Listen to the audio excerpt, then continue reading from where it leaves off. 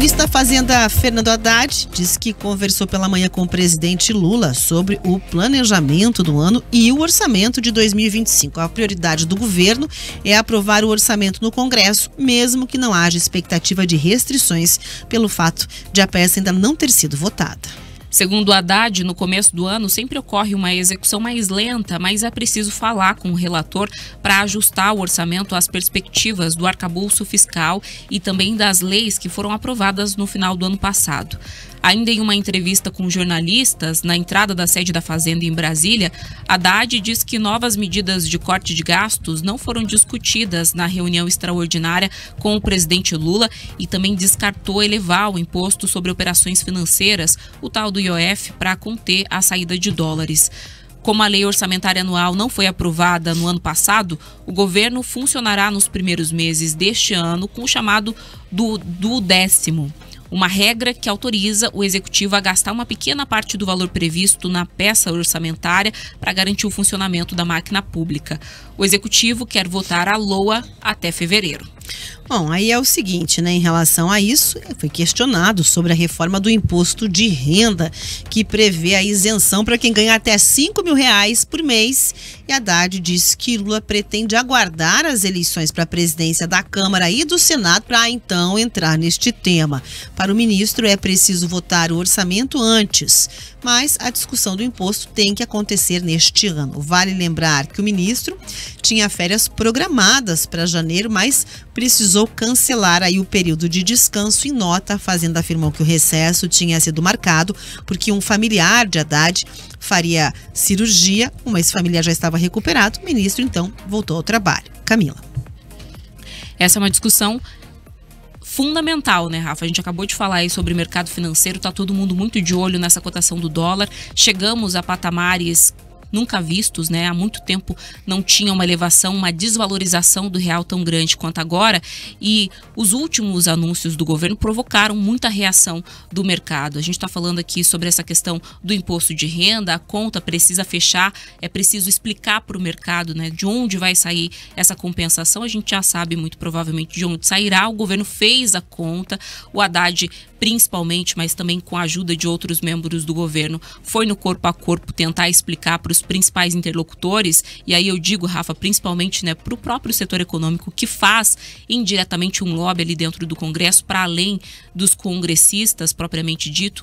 Que conta é essa que o governo tinha feito, mas o anúncio conjunto dessa questão do imposto ali com o corte de gastos não pegou bem, e há uma certa desconfiança generalizada no mercado que fez aí também um impacto maior, né, nessa questão do dólar, fez com que essa desconfiança impactasse nessa flutuação, nessa questão do câmbio, e isso acaba impactando toda a economia.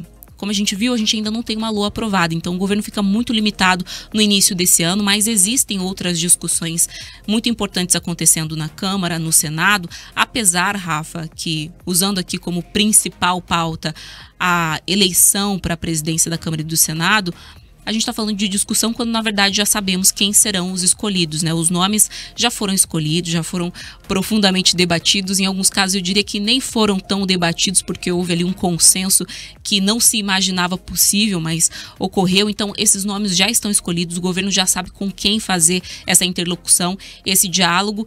Agora, a questão é realmente a celeridade. É preciso pressa, é preciso realmente uma resolução o mais rápido possível, porque a gente está falando de medidas que impactam diretamente a vida de todo mundo. A gente pensa que não, que o dólar é uma questão só para quem é um grande empresário, para quem é industrial e exporta, mas não. Isso acaba impactando no preço dos produtos que estão ali no mercado mesmo, porque é sempre em cascata. O reflexo que começa lá no grande industrial acaba chegando para o cidadão que compra ali o produto na prateleira. Então, é importante que a gente tenha e cobre celeridade para que a gente tenha, primeiro, né, uma lei orçamentária anual aprovada e também toda essa resolução ali que já está alinhavada, né, sobre como que vai ficar o comando dessas duas casas tão importantes. A gente falou há pouco sobre a Assembleia Legislativa do Paraná, falamos sobre a Câmara Municipal, com a escolha ali de quem vai ser o líder de governo na Câmara, mas agora a gente também está falando do governo federal e não é nada diferente, gente, é a mesma coisa. É muito importante que o governo consiga garantir governabilidade, que tem ali bons nomes para fazer essa articulação, para que se consiga aprovar as leis que são importantes para o funcionamento e para a aplicação, né? Para que aquelas propostas de governo que foram feitas possam ser cumpridas. É o que se espera e, portanto, há de se cobrar aí essa celeridade nesse momento.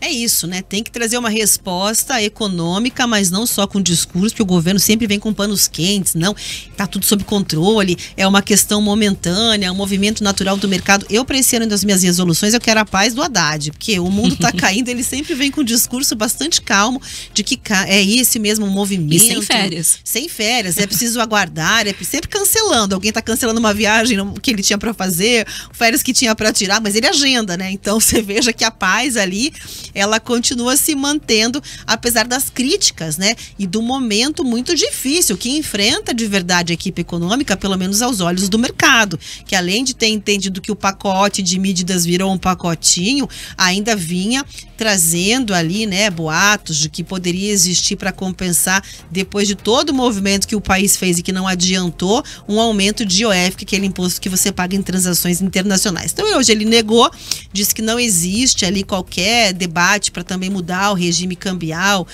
do Brasil por meio do IOF, que é o imposto dessas operações financeiras que acontece.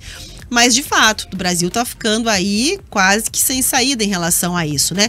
E vale dizer que outro efeito colateral dessa questão toda está exatamente no orçamento, que fica com uma série de restrições. Desde 2021 a gente não começava um ano sem ter a aprovação, mas não, agora vamos esperar então as eleições, que a gente já sabe basicamente quem serão os nomes, a não ser que venha uma grande reviravolta, um resultado muito inesperado, mas já vem um desenho praticamente pronto lá do Congresso de como ficará.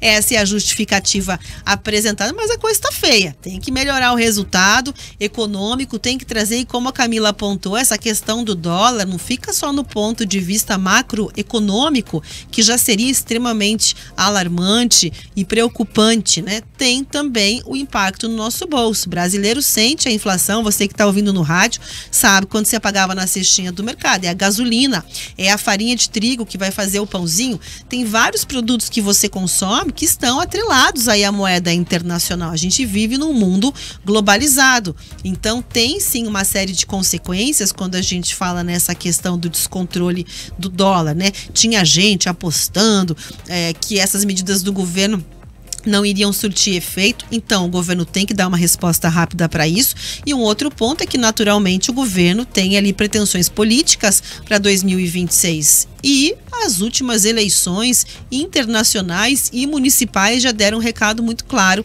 que a economia é o principal. As pessoas votam quando elas olham como está a vida delas, o que ela consegue comprar no mercado, o que ela consegue comprar de bens de consumo, se ela está num aperto, num sofrimento, alguém vai trazer esperança. Então, do jeito que está, possivelmente, como as pesquisas e muitas vêm apontando uma insatisfação grande, não é só o mercado que olha com desconfiança a capacidade do governo de organizar a casa. Tem que acompanhar o que vê. Eu torço sempre pelo país, estou dentro do ônibus junto com o motorista, então não vou falar que é para cair do penhasco, a gente tem que torcer para que esse resultado venha, mas de fato, né, parece que a equipe econômica ela está com um tempo muito próprio, que não é o tempo do restante da sociedade até esse momento. E tá com abacaxi, né, Rafa? Porque se a gente olhar para os números macro da economia brasileira, existem indicadores muito positivos, mas ainda assim muitos economistas apontam aí para falhas realmente na estratégia que levam a essa desconfiança que parece exacerbada, inclusive quando se olha para os números macro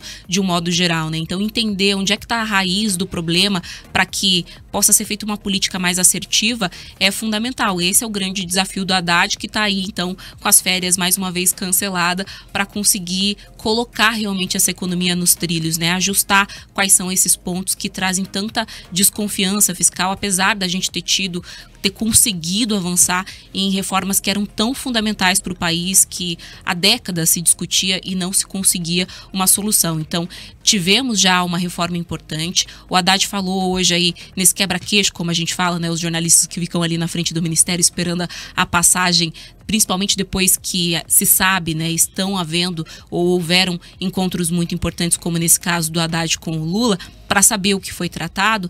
E aí a pergunta é justamente sobre quais são os próximos passos. Ele diz que vai haver sim uma reforma aí com relação a essa questão do imposto de renda nos próximos dias, que isso está sendo ajustado, melhor desenhado, porque eu acho que essa foi a principal raiz dessa maior crise que a gente está vendo no momento, que elevou aí principalmente esse dólar a patamares que a gente não via há muitos anos. Então, a gente aguarda essas modificações e essa reforma com relação ao imposto de renda, mas também, claro, a aprovação dessa lei orçamentária, que é fundamental.